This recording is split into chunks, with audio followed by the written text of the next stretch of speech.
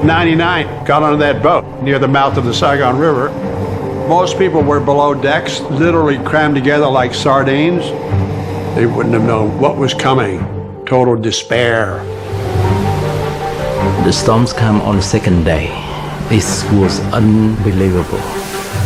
The boat was like a small leaf under boiling water. The water get into the diesel compartment and then blew up the engine. No engine in the stormy sea is the most dangerous. That's when the worry starts to creep in. You're at the mercy of nature, really. You had no control of the boat. And I remember that the swell, it's just really huge and it just up and down, up and down. People were scared and I thought I was gonna die. I think I never can see my mom again and my brother and sister again. The 5 days, we was at sea. And every single day, everyone don't know what to do, they just pray.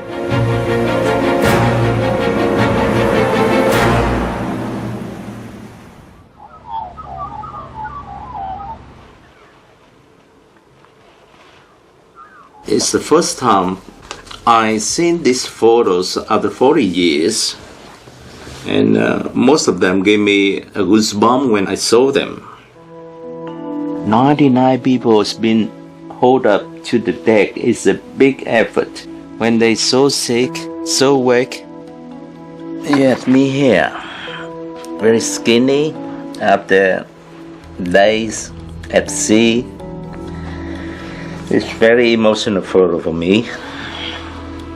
I can say that my life has been blessed from the moment I've been rescued.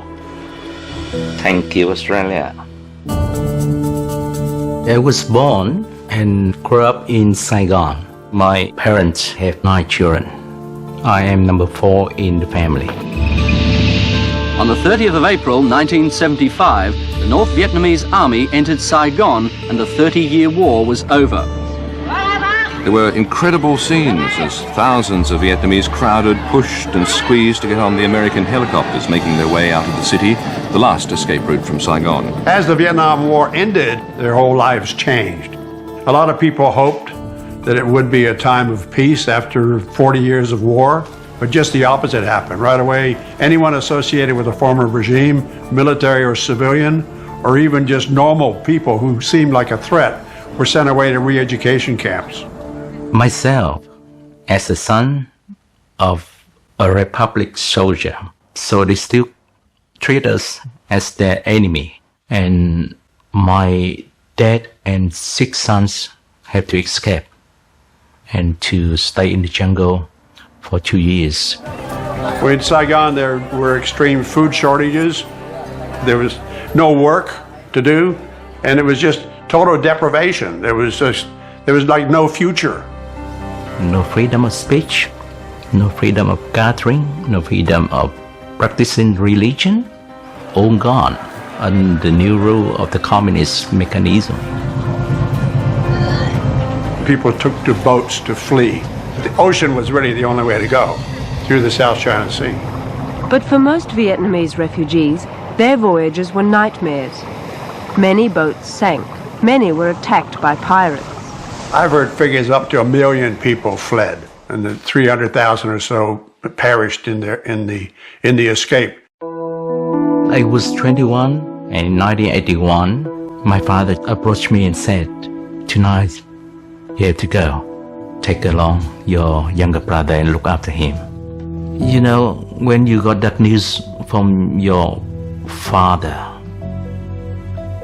it's very, very sad, very nervous. Because once you go,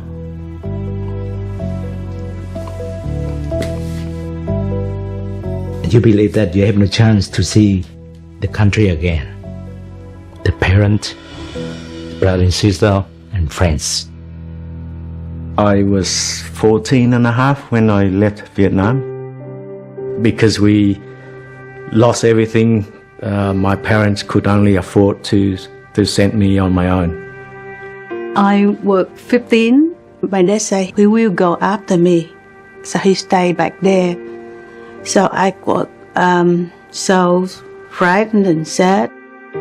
I was 13 when my mum called me in and said, you go first with your brother and I will come later. And then she started crying and then I just cried with her, but I don't know where we're going. In the previous trip, my brothers, 4 of them, ended up in jail. I was the first one to escape successfully. The Royal Australian Navy's troop transport HMAS Sydney heading for Vung Tau, Vietnam. On board are Australian troops and equipment bound for the war zone. My involvement in the Vietnam War began in 1965 to 1967. My conscience was very much troubled by our participation in that war. It really achieved very little, but caused massive misery, especially to the Vietnamese, and I felt very sorry for them. Wherever I managed to go, the ships that I was serving in at the time, I would make a point of visiting refugee camps, distributing clothing, distributing books, make that little bit of a difference if someone cares. And of course the Ho family, we had to actually allocate 2 houses to them because there were 13 of them. Just after I'd come back from my second tour of duty in Vietnam, I got myself involved with what was known then as the Indochina Refugee Association in Canberra. To me, it didn't make sense taking people out of a camp in Southeast Asia, putting them into another camp in Sydney or Melbourne.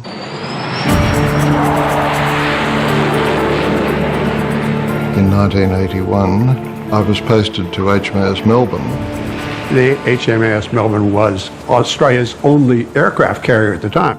It was the flagship of the Royal Australian Navy.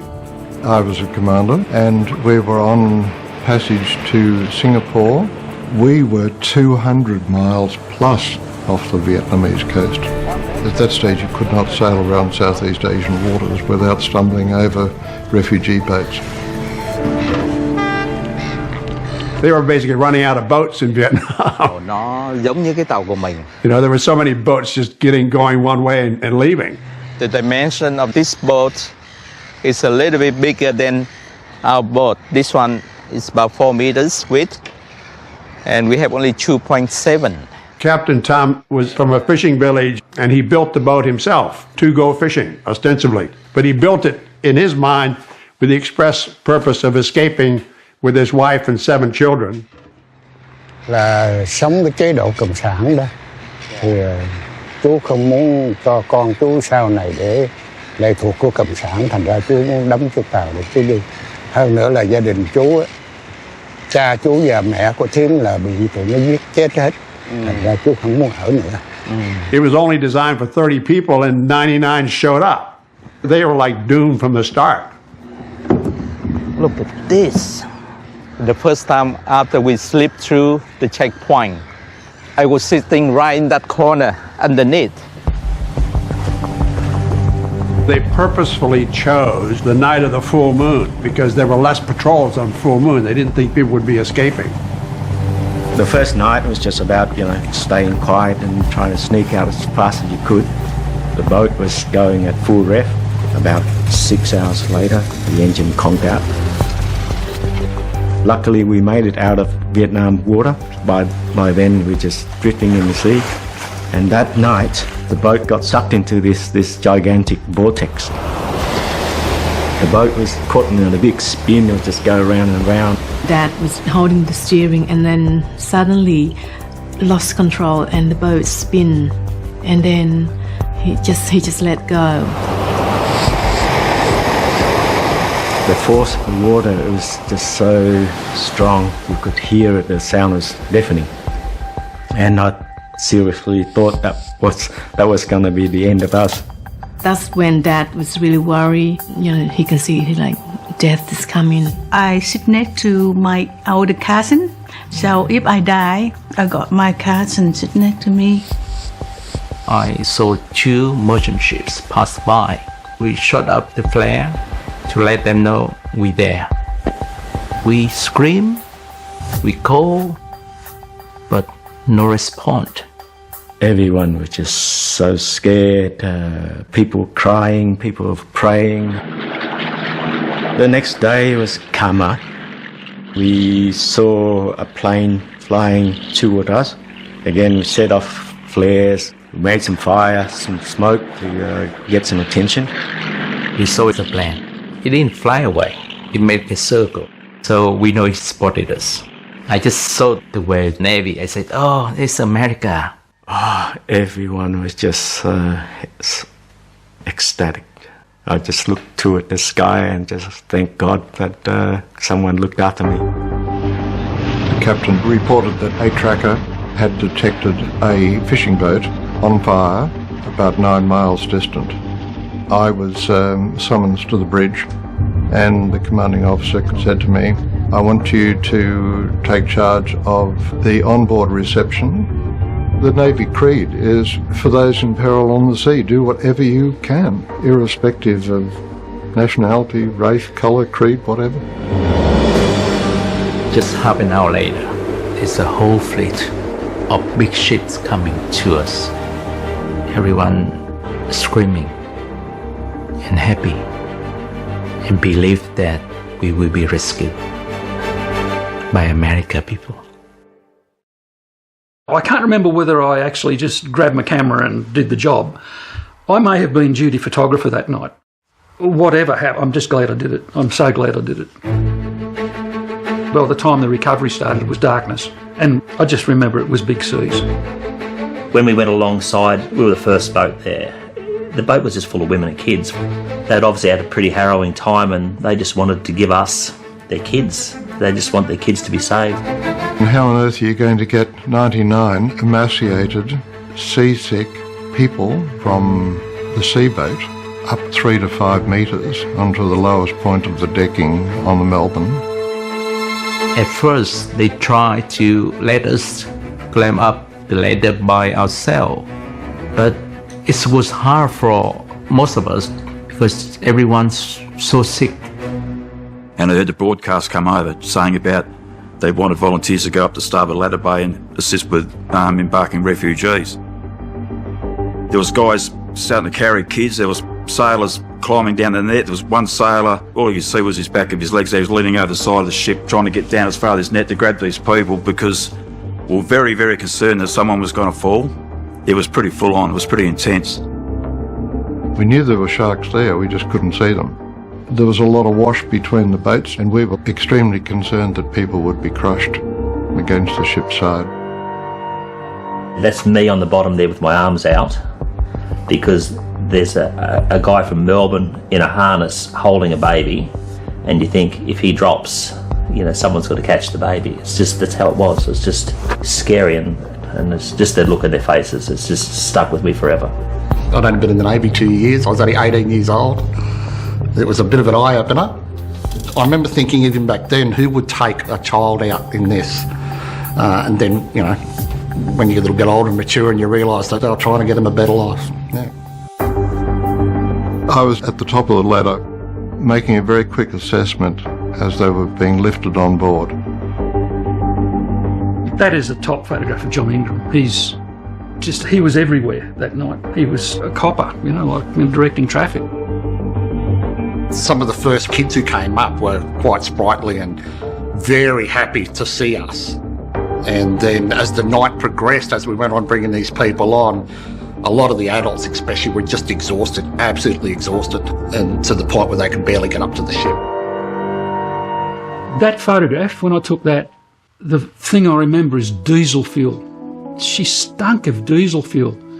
And it just suddenly hit me that these people had been sitting in diesel fuel in their boat for all those days. And I remember when I was carrying that lady, because when I held her, she was very limp, and I sort of best describe her as being probably like a semi-conscious state.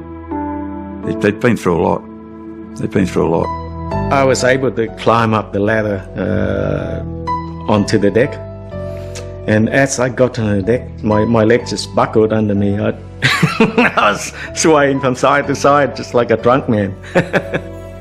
I couldn't climb the ladder. Someone had to pick me up because I was really, really sick. I think that someone helped me to climb up behind me. But I remember that I feeling happy. Someone helped us and be alive. This was a formidable experience. And I'm absolutely full of admiration to this day. There's not a day in the last 40 years that I haven't thought about how everyone was got off safely and got on board safely without any injuries or deaths whatsoever. The first shower was so great. We sing, we happy, we clean off everything after 4 days of trauma. The very first day, they gave us a singlet and a pair of shorts. And the pair of shorts was this big, so nothing kid size. But you may do. We made up as many bunks as we could, the camp stretchers for them all. I remember that big apple and the orange juice. First time I seen an apple. First time I saw the ship. The ship had some toys in storage, and John Ingram bought them out to keep the kids happy. Other sailors who had already bought stuff for their own kids, they gave these Vietnamese children their own children's toys, you know. Stephen was part of a small group of men who came to me on the second morning and said, look, we'd like to help around the ship. What can we do? And here they are, they're painting. It's shipping paint, you know, doing the jobs I used to hate doing, you know, and cleaning tables, you know. I felt that was very good for their morale. It was also important from the ship's company point of view because they didn't want to be seen as passengers. The next few days, we just pretty much went about business as usual on the ship. We knew we were taking them to Singapore. Under international law, Australia was now obligated to accept these Vietnamese as refugees. On the first night, only 22 wanted to claim Australia as their new homeland. By the time we got to Singapore, that had increased to 77. I didn't need much convincing to say, yep, I'll be the first one to come to Australia. I want to make a good life for myself, and in that I would repay to Australia, you know, to the community. I felt a very strong sense of that. The refugees picked up by HMAS Melbourne, 200 miles off the coast of Vietnam, said they had fled from Ho Chi Minh City to freedom. Melbourne's commanding officer, Commodore Mike Hudson, said it was an old tradition of the sea that ships rendered assistance to people in distress, whoever they might be. I doubt that they would have lasted very much longer, 2 or 3 days at the most, if they hadn't been given food and water.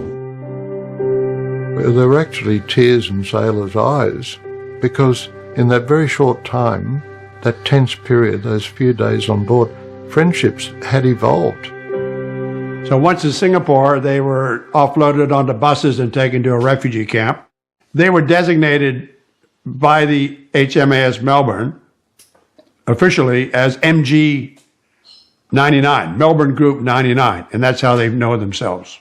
We got the promise from them that they will come to visit the camp, and they did. This tiny camp on the northern end of Singapore Island was designed to accommodate just 1,000 people. At present, there are more than 3,000 refugees here. On my first visit there, I noticed that refugees were making soup out of grass that they were cutting. So the arrangement that I came to was that the provisions from the Melbourne would be distributed equally amongst all refugees there. And we sent 4 Land Rover loads of dry provisions to the Hawkins Road UNHCR camp. And they give us tin food like spam or something. They bring in and test medicine because that we never eat anything like that before, and it tastes good. Yes. There wasn't enough accommodation, so we were given a blanket each, and basically at night you just find yourself a patch of grass to lie on. By 1981, the Australian government's policy was to interview and process refugees out of refugee camps in Southeast Asia. Per capita, Australia was a leader in the number of Vietnamese refugees being accepted in the world. And they were on a Qantas flight into Sydney before the Melbourne got back to Garden Island. John Ingram visited them at the East Hills Hostel. I'd call him like a grand uncle in a Vietnamese sort of way. He even had his own family adopt a couple of the girls. After staying in the hostel for 6 months, I moved out to find a job and work in a factory. I worked in the factory for a year and a half, and then I have news from my parents that 3 siblings, they're on the way. And then another sister, she also escaped, but we don't know where she is now. She's among 400,000 people perished at sea on their journey for freedom. To other news now. The federal government has dramatically tightened the rules on boat people. We'll decide who comes here and the circumstances under which they come. In 2006, I was somewhat annoyed that Australia's attitude towards refugees had changed a lot. And in a new uncompromising policy, all unauthorised boat arrivals will be processed offshore. And I thought, well, we had something to be very proud of. So I wrote an article for a Navy publication, not knowing where it would go and what would happen to it. Someone gave me the article written by John Ingram. Who's John Ingram? I didn't remember him. Why 25 years after the event, there's some guy, the Aussie guy, write a story about us. So that's why I have to find him. And very lucky I got his number. I rang him. The first conversation was amazing. I was very surprised, very pleasantly surprised to hear from him. Hello, John. When he contacted me all those years later, Welcome to Oatley. How are you? he was so proud to tell me about all the things that he was doing. So this was the first house I stayed after I moving from the Isles Hostel. And I stay here with some members of MG99. We share rooms. 6 people in this house. Okay. Yeah. I still have good memory of this house. I look up to John as a father because the way he treated me, like the way the father treats the son. He take care of me. He look after me. And we share so many stories of our life. So John, I want to take you to my bakery, where I run for 30 years. Here's the bakery. This new owner is very famous in Mid-Pine Sushi Roll, you know. Oh, right, okay. Mid-Pine Sushi Roll. Okay. All the healthy things. All that. Last December, I contacted Stephen and I said, look, do you realise that it'll be 40 years next June? And then a few days later, John rang me, Stephen, I think we should have a reunion. What do you think? This one is very juicy. A few years ago, John called me, he's well, and I'm very worried because it's the carb sickness. Make you worry. I had radical surgery in 2009, but the cancer has spread elsewhere in my body. So that's why this event very important to us. It'll probably be the last time that we will ever all get together. Okay, everyone. So we have only 4 weeks to go. The countdown starts now, okay? We meet at Captain Tom's house every couple of weeks, but as we get closer to the reunion, it's every week. I got the list of the 51 MG99 members while living in Sydney. I took it on myself to do what I call rounding up the Aussies. I said, Stephen, you get the refugees together, I'll get the Aussies together. So among the HMAS Melbourne sailors, we'll probably have about 20 sailors who've never been found or recognized. So that's a real treat. And I'm both of us, we want to say thank you to all the people on the ship that night that rescued us. I think the sailors are all certainly looking forward to it. I mean, some are coming from as far as WA. Yes, I want to meet my sailor.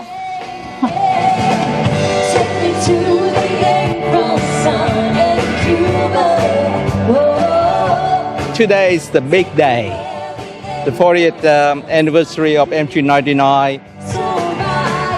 The location is extremely appropriate. I discovered that Tracker 851 had been salvaged at the Aviation Museum at Albion Park. And that was the tracker spotted us from the sky. And then the process of the rescue come after. We're just so grateful, in fact, that people can go and actually touch an aircraft and say, this one saved my life.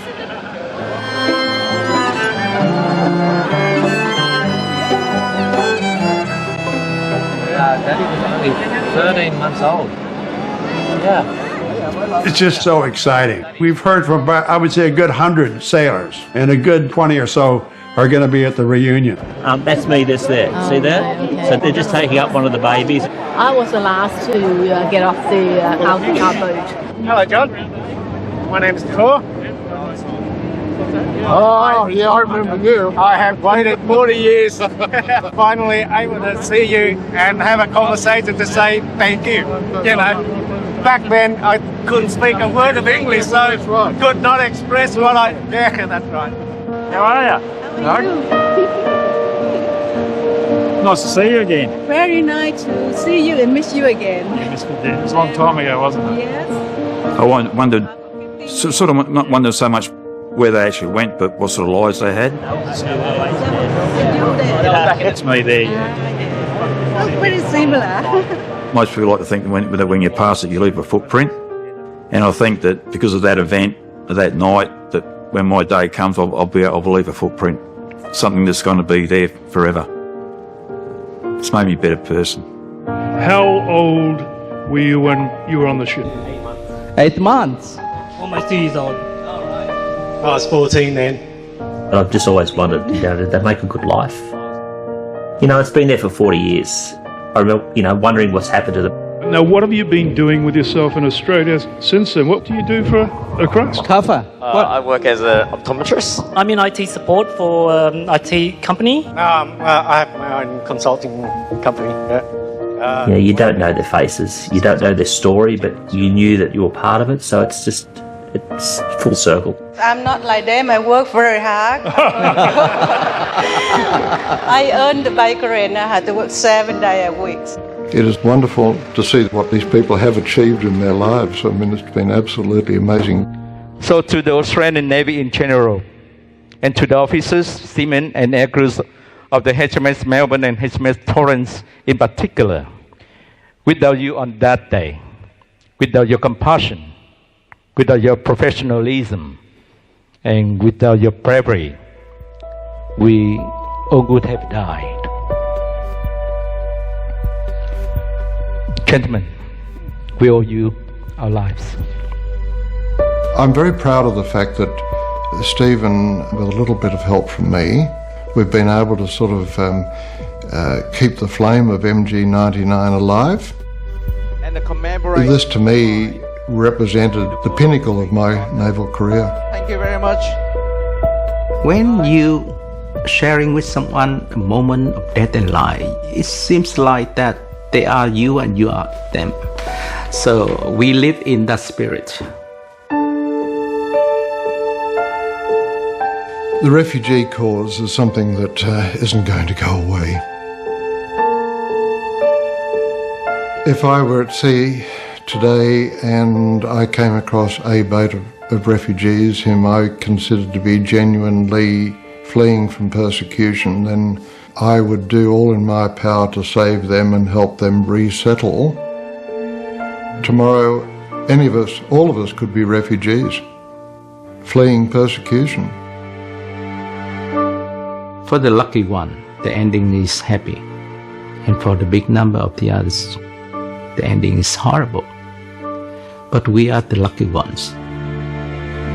We ended in this very lucky country.